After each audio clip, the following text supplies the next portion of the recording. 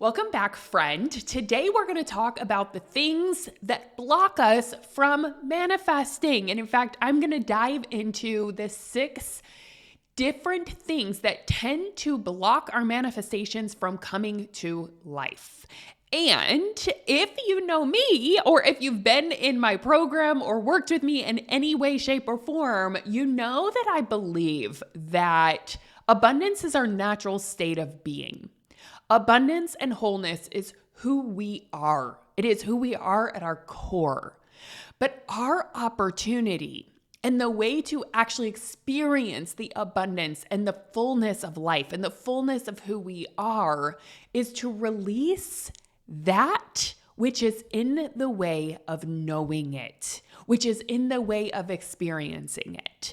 So that means that manifestation is just as much a releasing process as it is a reprogramming process or a taking on new beliefs process, right?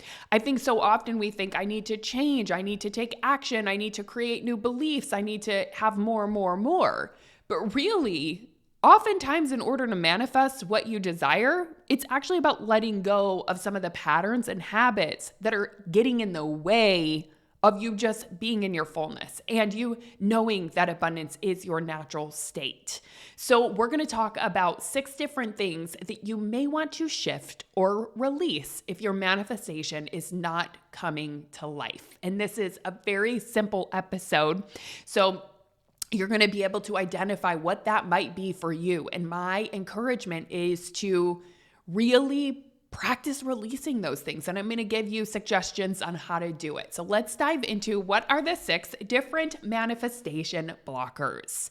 Number 1, a lack of clarity or a lack of direction. That is huge. You hear so often, I just want money. I want to be rich. Why don't I have this in my account? Why am I not debt free yet? Why have I been struggling for so long? And yet, so often, the problem is we haven't really decided what it is we want. We haven't been specific with it. We haven't claimed it. We haven't said, this is the exact number I want to see in my account. This is the number that I want to see on my credit card bills. This is exactly what I want it to look like. This is what I want it to feel like. This is how I want to think about it. This is who I want to become. That kind of clarity is going to help you get there. But if it's just really vague, Jack Canfield says, vague goals create vague results. Clear goals create clear results, right? Specific goals create specific results. So getting more clear on the direction that you're going is going to help you manifest so much better and easier. You don't want to be vague about it. You don't want it to just be, oh, I don't want to be in debt anymore. I just want to have money. I want to feel like I have money to spend, right? I want to have overflow. What does that actually look like? Get clear. That makes all the difference because when you get clear, you actually claim that that's the direction you're going. And that is going to help so much. So a lack of clarity can really be a manifestation blocker. So my encouragement is to just get more clear, get more specific. And like I said, get specific in how do I want to feel? How do I want to think? Who am I becoming? What is it exactly that I want to create? What is it that I want to see? Create a visual around it. Create a vision board. Write it down. Make a specific list. It is going to be such a game changer, right? If you think about it, people who make a bucket list for their life, it is much more likely that they're going to do those things that they want to do in their lifetime if they have a bucket list written down with a little checklist and they go through it and they look at it and they have awareness of it than if they don't, right? So getting clear makes all the difference. So that is number 1. Number 2, this is a huge manifestation blocker. In fact, we spend an entire month inside of my program releasing this and reprogramming this, and it is worrying. Worrying is the ultimate manifestation blocker. Now, let me tell you why that is. What are we doing when we're worrying? We are visualizing worst case scenario. We are literally creating a mental picture in our mind and a thought pattern in our mind that we are repeating over and over and over of what could go wrong. What's the worst that could happen? I hope this doesn't happen. It's a loop of complete fear over and over and over. And I want you to think of worry as restating a mantra of what you don't want over and over and over and over in your mind and creating that mental picture for yourself. It is literally manifestation, but you are manifesting what it is you don't want. And here is the beautiful thing about worry is it's a habit. It is a habit. It is a mental habit that can absolutely be shifted, just like any other habit. And it's really important that we have compassion with ourselves if we have the habit of worry. We don't want to then shame ourselves and say, oh my gosh, I'm negatively manifesting. Oh no, I can't worry. And then end up making matters worse, worrying because you're worrying. That's not what we want to do. You just want to be aware that it'd probably help if you worried just 10% less, because 10% less is going to help so much, right? So start small and know that you can train your brain to think another way. So often the reason that we worry is because we think it's necessary in order to protect ourselves. We think if I worry, then bad things won't happen to me. Or if I worry, then I'm going to know how to protect myself if something happens, or I'm going to know what it feels like if the worst case scenario gets there, right? We think it actually motivates us and helps us. Or we think if we're worried about it, it's going to prevent it from happening. But really, when we worry about something, it just creates drama in our mind. It creates a negative experience for ourselves. It doesn't feel good. It's just a fearful pattern that doesn't protect us. It doesn't prevent it from happening, right? It just feels really, really bad. So I think we have to teach ourselves that worrying is unnecessary. Like worrying isn't actually productive, right? And that's a practice that I did it. I forgive myself for buying into the misbelief that I have to worry about this. I forgive myself for buying into the misbelief that worrying is productive. I forgive myself for buying into the misbelief that I have to keep thinking about this in order to protect myself. It is simply not true. Now, if you want to make peace with worry, there's many things that you can do, and I do a lot of teaching within my program on this of how to stop worrying about money, how to stop worrying about your business, and I'm going to give you just a couple of pieces here on the podcast. Number one thing that can be really helpful is actually making peace with worst case scenario. This is something that I recently did because I noticed myself in a habit of worrying about something with the house and, my whole move and all of that. And I noticed I was worrying, oh no, what if we don't find something? What if it doesn't happen? What if it doesn't sell? What are we going to do? I've been visioning this. And I noticed myself going there. I'm like, oh my gosh, Jamie, no, we don't do this. So I caught myself. I didn't shame myself. Of course, I'm a human, so it happens. But what I did was I went to worst case scenario. I literally wrote it down. I wrote, what's the worst that could happen if I don't sell my house? Or if I don't sell it for the price that feels like a match to it? What am I going to do? What am I going to do if it doesn't sell within 6 months? What am I going to do if I don't find a house in Maui that works for us? What are we going to do? I actually went there and I said, what am I literally going to do? Let's pretend it happened. Worst case, we don't sell our house. We don't find a home. What are we going to do? And I wrote out, I guess this is what we would do. And I decided to make peace with that reality because I realized, oh wait, it wouldn't be so bad, right? Maybe I would just wait till the market shifts and put my house back on the market in another time. Maybe I would rent my house out instead of selling it. Maybe I would look at a different island or be guided to something different. If I really can't find a house where I want it, well, maybe the universe is guiding me. So I made a list of all the worst case scenario that I was worried about that in my mind felt horrible. And I realized, okay, is this wanted? No, of course I want my specific vision, but I can make peace with that reality. It's not so bad. And what I realized is once I went there, I'm like, I don't have to keep worrying about this because if worst case scenario happens, I will figure it out. And then from that place, this comes to the next step, which is go to best case scenario.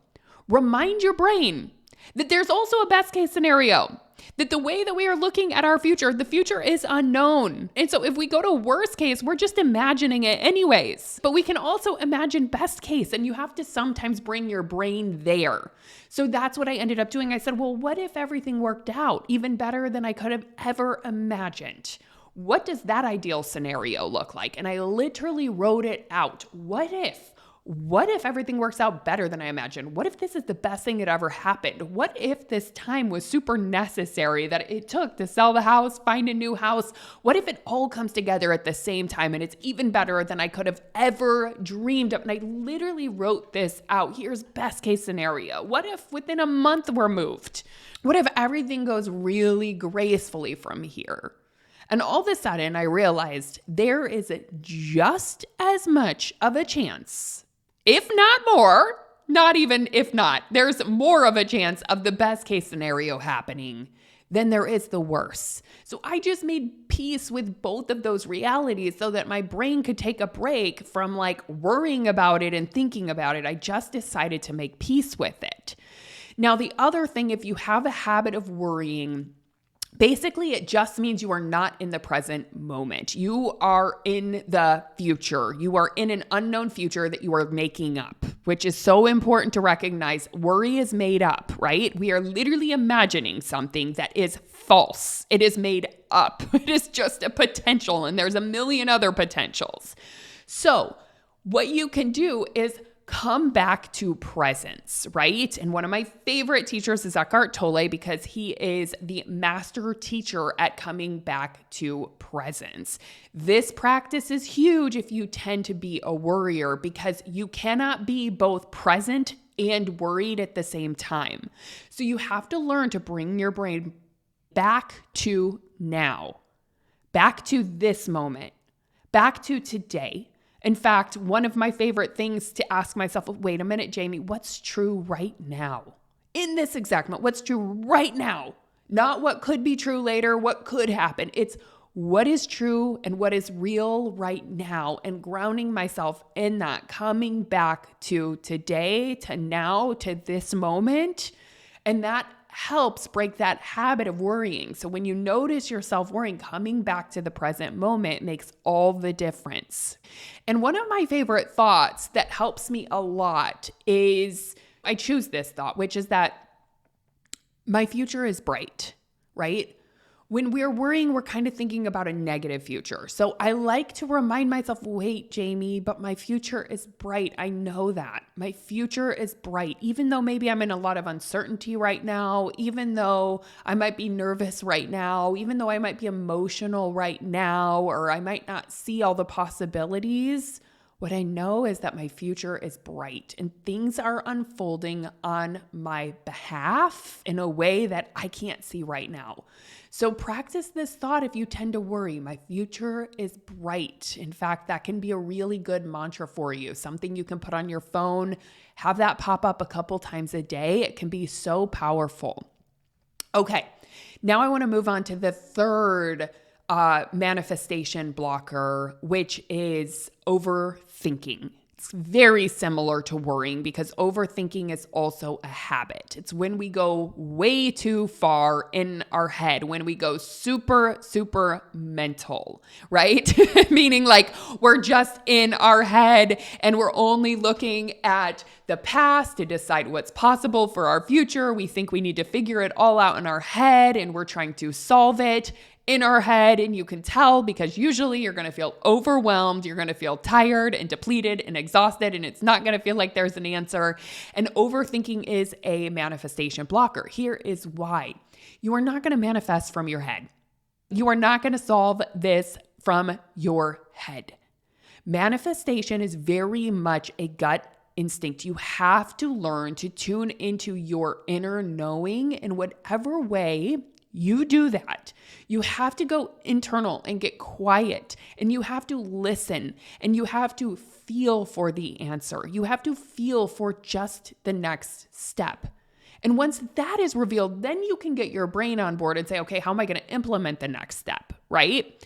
But it really is a body-centered, intuitive knowing, really going inside first process and practice, especially if you are creating something that you've never created before. You're not going to be able to solve it from your brain because your brain can only solve problems that it knows that you've solved in the past. So if you tend to be an overthinker, I am going to encourage you to practice going inward more, which means doing things like meditating and slowing down and sitting down and going inside, which could be journaling, asking yourself powerful questions. Ask ChatGPT, hey, give me some really good journal prompts. I want to start going inward. I want to ask myself and my intuition powerful questions around this manifestation. Sometimes I literally do that with ChatGPT. I'm like, give me some prompts. I want to go inward. I'm too much in my head. Help me get out of it. What questions can I ask myself? What can I reflect on? And that's going to help you go inside, right?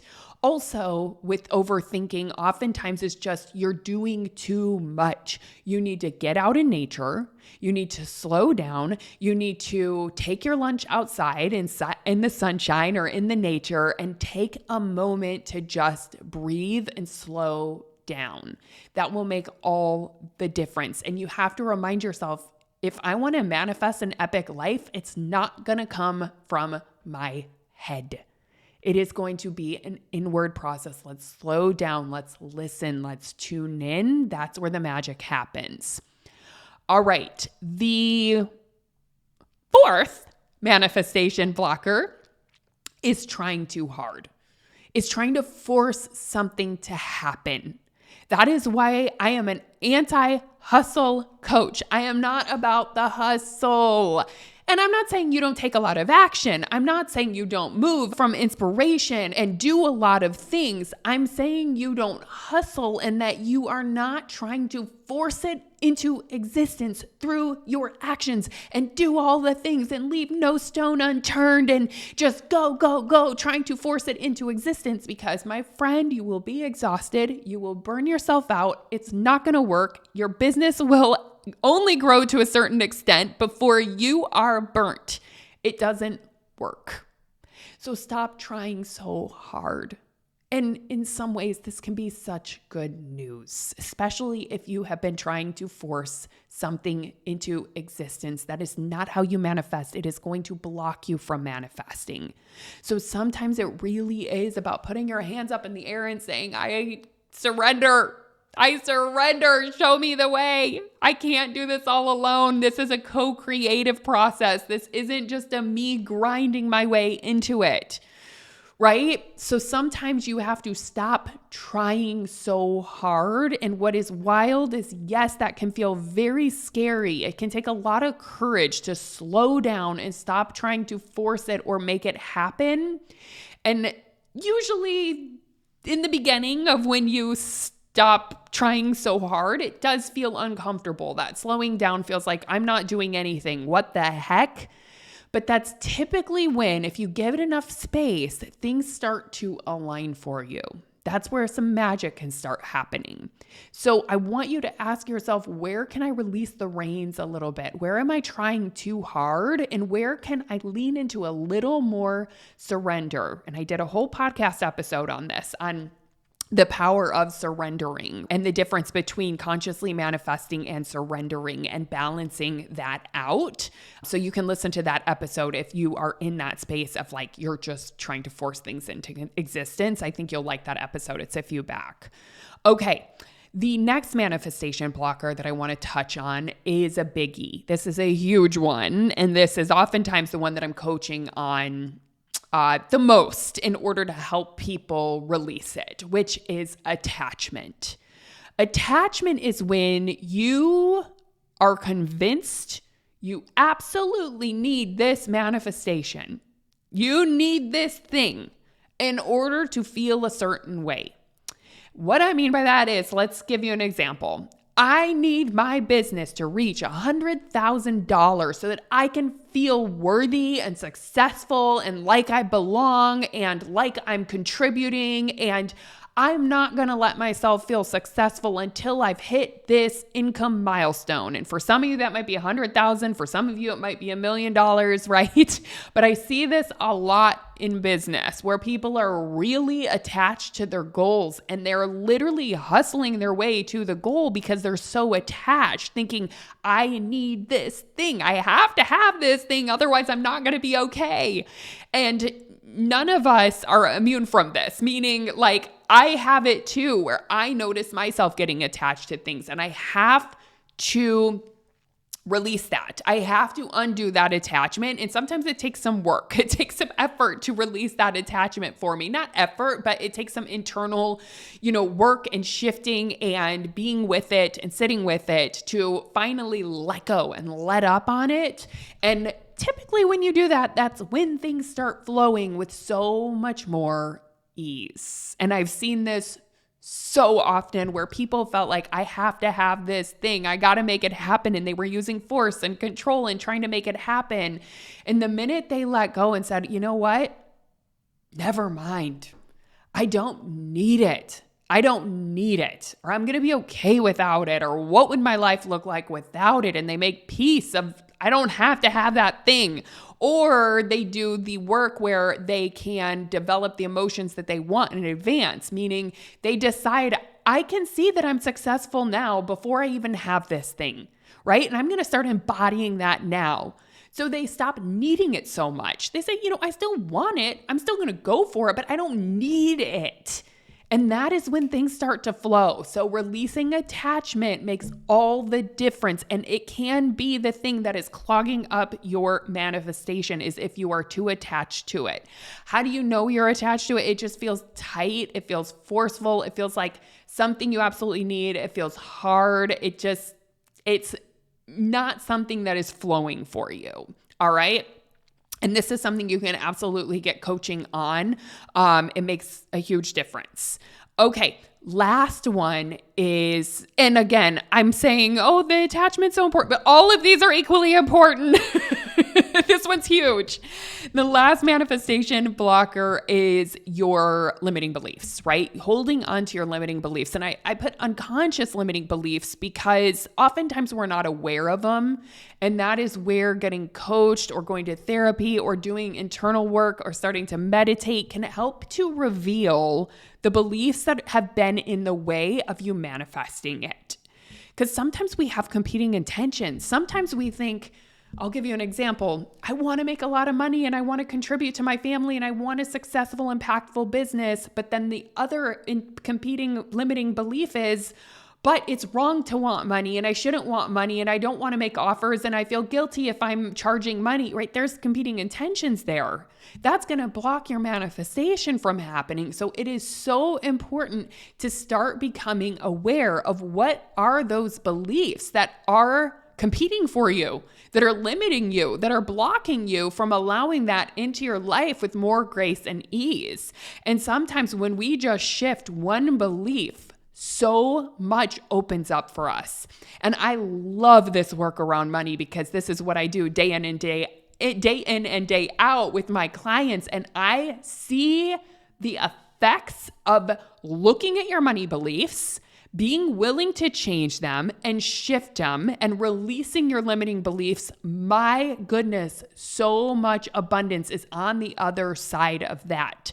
So I just want you to think about that. What if manifesting more money isn't necessarily about trying harder or getting the exact right marketing or getting the right exact plan, but maybe it's about looking at the beliefs that you're holding about money and about your business and noticing they're not facts. Those are thoughts. Those are limitations that you're holding and being willing to challenge them or get coached on them or work through them or do tapping around them. That release is going to open up so much abundance for you. So I hope this episode was helpful. Sometimes I think it's helpful to know we don't have to necessarily do more. Sometimes it's just about releasing a habit that's unhelpful, and that can open up the world to us. So I'm very excited for you. And I would love to hear if there's anything that resonated for you on this episode. So if you want to leave a podcast review, that would mean the world to me. Or you can come and let me know over on Instagram at JamieBerman_. I love connecting with you guys. And I hope you have a beautiful week, and I will see you next week.